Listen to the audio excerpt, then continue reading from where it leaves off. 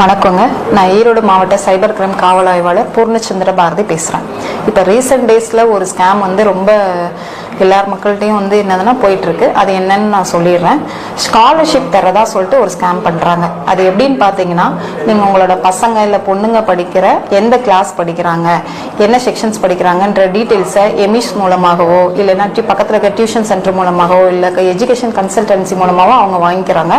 வாங்கிட்டு பேரண்ட் ஆகிய உங்களுக்கு கால் பண்ணுறாங்க. கால் பண்ணி நாங்கள் இந்த மாதிரி கவர்மெண்ட்லேருந்து பேசுகிறோம், உங்கள் பையன் இந்த கிளாஸ் தானே படிக்கிறான், இந்த ஸ்கூலில் தானே படிக்கிறான், இங்கே தான் இந்த அடுத்து இந்த கிளாஸ் தானே போக போகிறான், பேர் இது தானே, அப்பா பேர் இது தானே, அம்மா பேர் இது தானே அப்படின்னு சொல்லும்போது ஆமாம் அப்படின்னு சொல்லிட்டு உங்களுக்கு நம்ப ஆரம்பிச்சிடுறீங்க. என்ன சொல்கிறாங்கன்னா, கவர்மெண்ட்லேருந்து ஒரு 35,000 என்னதுன்னா உங்கள் பையனுக்கு ஸ்காலர்ஷிப் கொடுக்குறோம்.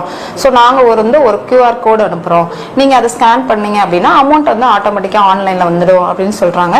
நம்ம மக்களும் என்ன செஞ்சு அவங்க டீடைல்ஸ் எல்லாம் கரெக்டா சொன்னனே, ஓ உண்மைதான் சொல்றாங்க போலன்னு நம்ப ஆரம்பிச்சுறீங்க. நம்ப ஆரம்பிச்சு அவங்க அனுப்புற அந்த QR கோடையோ இல்ல அவங்க சொல்ற இன்ஸ்ட்ரக்ஷனையோ நீங்க ஃபாலோ பண்றீங்க.